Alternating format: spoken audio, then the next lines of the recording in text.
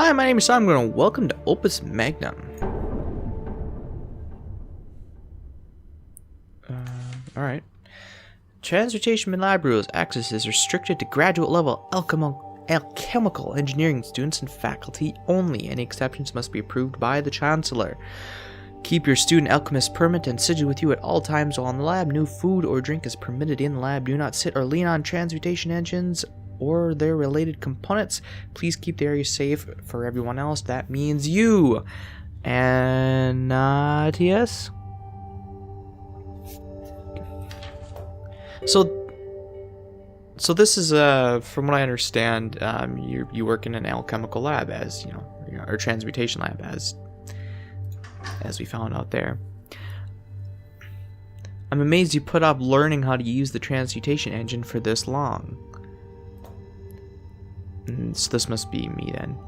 Anateas Baya? I was concentrating on working by hand, you know that. Anateas, we're about to graduate. I know, that's why I need you to summarize all this for me as fast as you can. Histograms and leader tutorial. Solve the puzzle. Okay. These are reagents. They're input materials for doing alchemy. This is a product. Your job as an alchemist is to build machines that combine reagents into useful products. To complete a puzzle, build all products. Press the play button below to start the transmutation engine. This is the instruction tray. Since you're programming it, instructions tell a machine parts what to do. Alright, so that's going back and forth. Cool.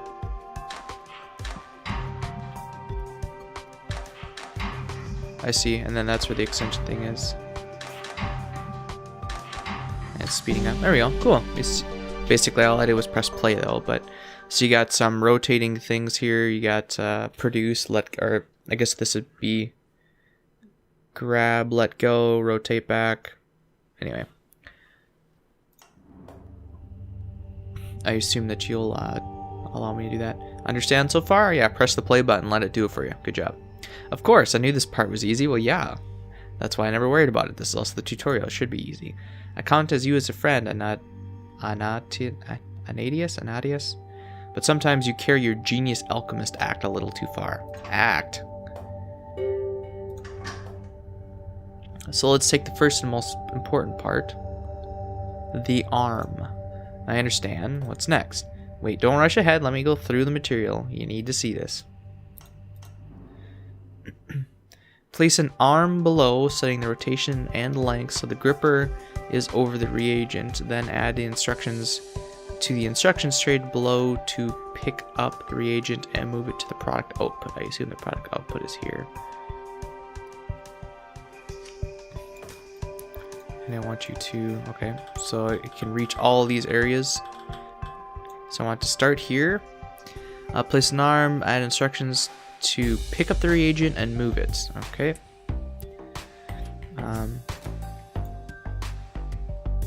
So that's drop, that's grab, rotate clockwise. Ah, I see. So that's one full rotation. So got it. Well, first thing would be to grab. Assume they're going to be dropping stuff here. And so I want, well, I'll probably just do it first. I don't think timing is going to be a real big issue.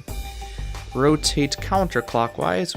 I want to go clockwise. 1, 2. So it'd be 1, 2. Actually, I think it's 3 for a full rotation, right? And then I'm going to let go. There you go.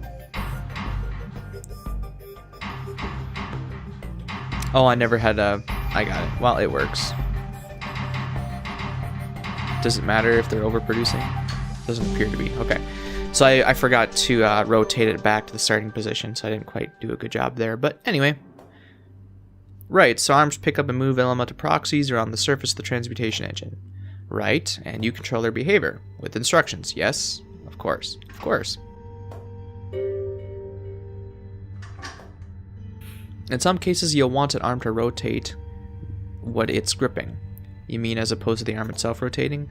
That's right, in those cases you use pivot instructions. Place an arm below there, then add instructions to make it pick up the reagent and rotate it. So you want me to pick it up here and rotate it there?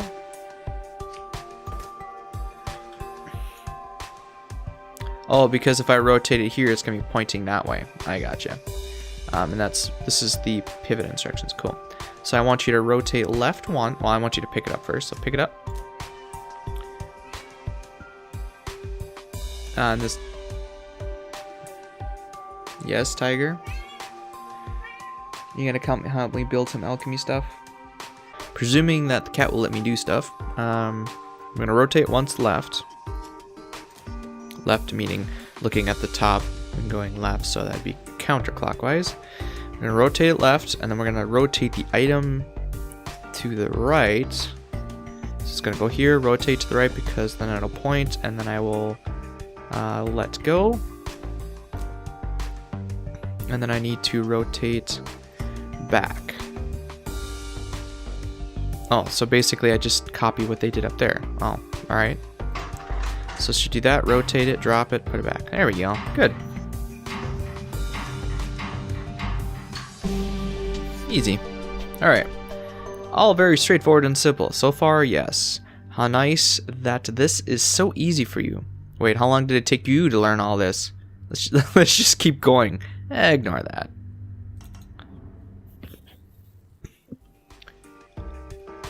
We already did this.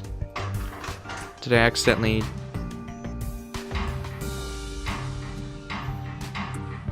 Well, here, we'll do it again. Okay. Turn them in. Okay, there we go. Pistons. A piston arm is a special kind of arm that can extend and retract. And presumably there are instructions that control the piston. That's right. Place a piston arm. So I assume at some point we'll be able to. Then add instructions to have it pick up the reagent and move the product output. Oh, I see, because it's the same arms as we've all been using, right? The difference is that now I'm gonna add it, or instead of rotating, well, I don't need to rotate the thing. Anyways, so I need to rotate 3. Reset instructions creates a sequence of instructions that will make the arm drop the held atoms and reset to its. Oh, that's handy. That's nice. All right. So first, you're not facing the right way, so I need to get you to go in the right direction. I need you to extend 1. Yeah. Okay. So extend 1. 2, that should be facing that way now. Rotate left, or continue rotating. Oh, I forgot to pick it up. Shit.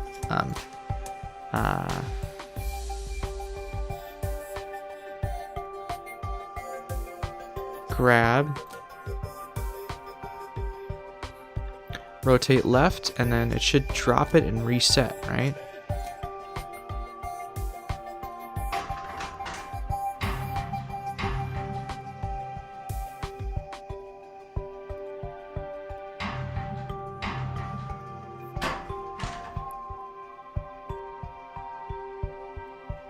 Oh, whoops. I totally forgot to retract, didn't I?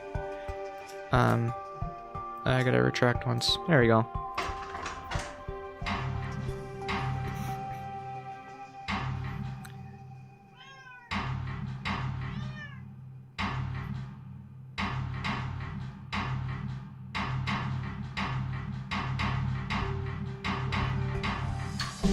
There we go.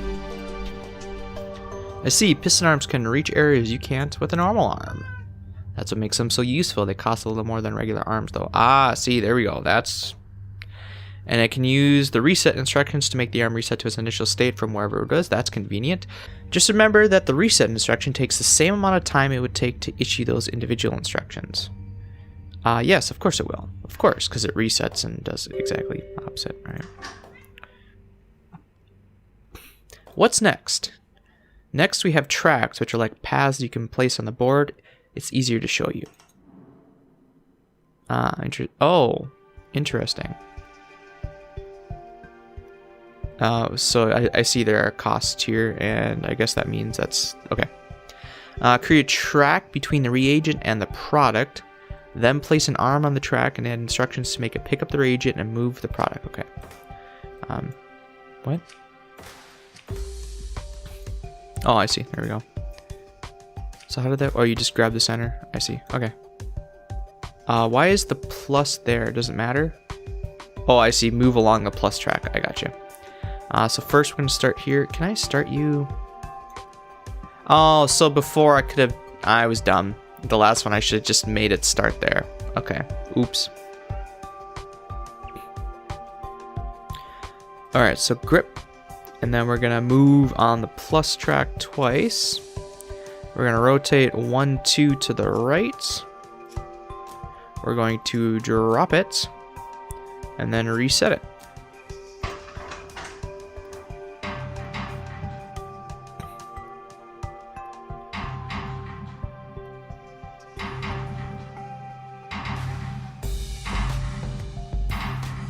Perfect.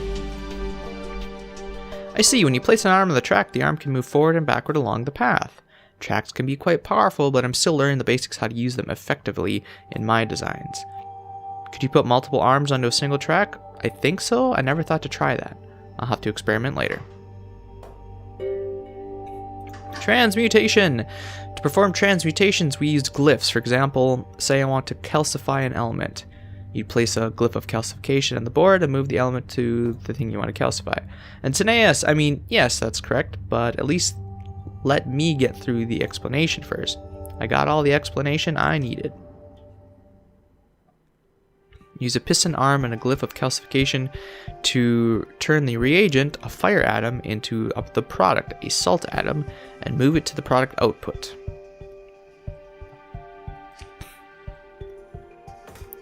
So I'll just pull it here and then do that. I think it's probably going to be easiest. Oh, that's not what I wanted. Grab the dot, Aaron. That'll help. All right, so here we go. I think I got it. Close the gripper. Retract the piston. Do I have to drop it? I'm gonna... No, I don't have to drop it. Because they're not dropping it. So, okay, I don't have to drop it. And then I gotta rotate to the right. Rotate to the right, and then I should be able to just drop, right? Yeah, okay. I wasn't sure if I had to drop it based on what they did, but I don't have to. Good. It's quite fast, this glyph. Yes. Welcome to modern alchemical engineering. How many transmutations are available as glyphs? Most of the common ones so far. There's ongoing research to develop more, which you would know about if you paid any attention to recent developments in your field. Burn! Bonding! This must be the glyph of bonding. It is. To use it, actually, why don't you show me how it works? Seems that's the way things are going here. Very well. Use 2 arms and the glyph of bonding to bond 2 of the salt atoms together and move it to the product. Okay. So this must be the glyph of bonding, yeah. But first, let's start here, so this is number 4 and number 3. So number 4 wants to grab and rotate right. That one wants to grab and rotate left. And then... Okay, I think I got it. So 3 will grab and rotate left. I think it should be able to just hold on to it, right? Yeah, okay. And you're gonna grab and rotate right. And you're gonna let go, kind of like what they did. And then you're gonna rotate left. But mine is a little bit special. I actually need to rotate the product, and then, whereas they got to just do it right away. I have to actually rotate. There we go. Easy. I'm starting to get this.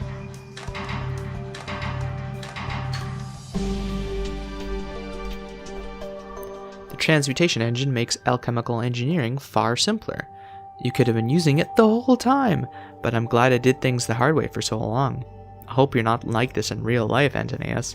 But this is real life. What? Stabilized water.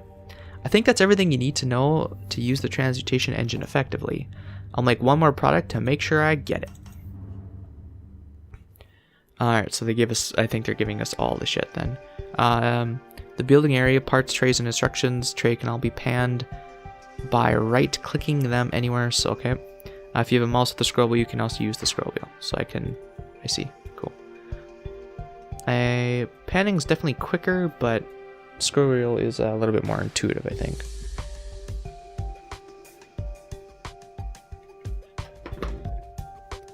From now on, you will place products and reagents on your own layer at the top of your toolbox.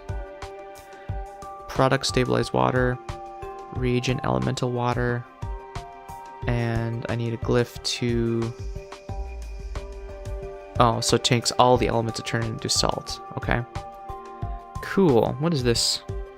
Repeat instruction creates a sequence of instructions that would repeat the preceding. So it's, you know, programming. Period override. When starting the transmutation engine, all the instruction sequence are automatically padded, so they have the same period as the longest instructions. Oh, so instead of each one of these being like a set time, it will slow them down, I think is what that means, right? Period can be artificially increased. This is rarely necessary, but can be useful if a solution is repeating too quickly, causing collisions or other conflicts. Cool. Okay, so we just need to make a product of stabilized water.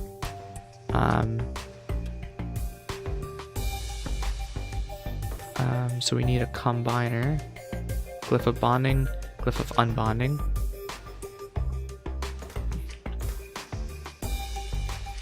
And so we're gonna do another reagent here, and then we need a glyph calcification. I think easiest will just be something like this. Oh wait, that's not gonna work, is it? So if I do that and then rotate and rotate, I think I can do that with 2 arms then. A fixed length arm. I want a piston arm though.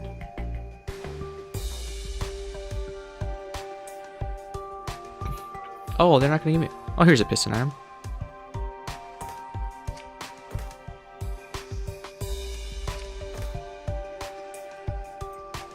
I'll make the piston arm do the most work. This one's gonna be relatively simple here.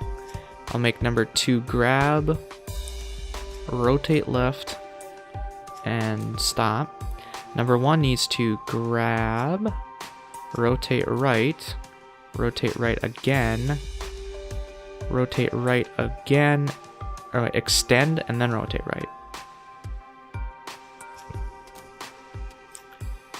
And I think rotate right, extend, rotate right. Ooh, no, that's not gonna work. How do I get you there?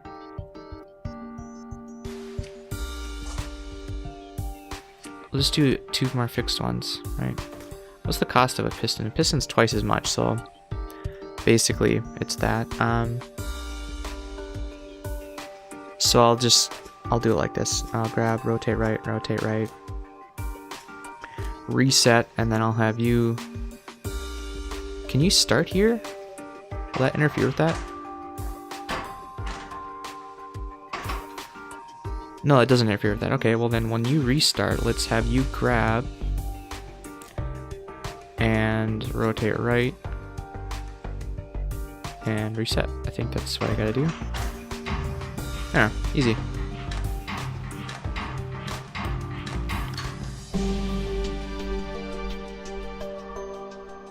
Your machine successfully created the desired project.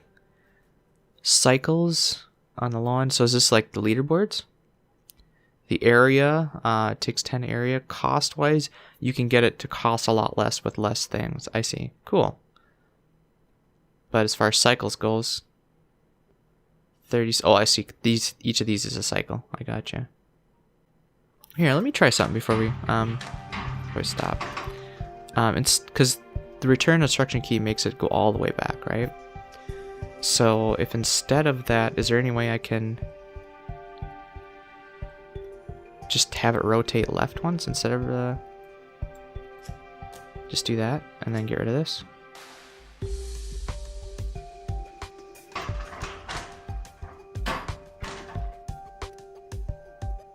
Oh, I forgot to let go. I gotta let go first.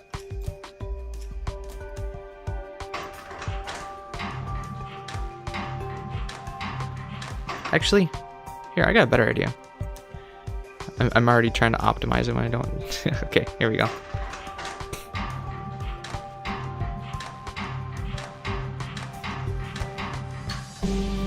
There we go. Got my cycles down a little bit. So, what are your plans after you graduate? I think I'll be a head alchemist for one of the August houses. That's bold. Right out of school? Why not? True enough, no ambition could be too great for you. And yourself? I like it here. I think I'll stick around and hopefully become a professor. You do seem to have an affinity for teaching. You think so? Well then, may each of us realize his Opus Magnum. Opus Magnum. I've always found that to be a rather pretentious term, but I agree with the sentiment at least. Why are you laughing? Antoneus Vea found something pretentious? Tell me more, he says. And that is it for the prologue. So in the next video, we're going to start into chapter 1. Thank you so much for watching, and we'll see you in the next video.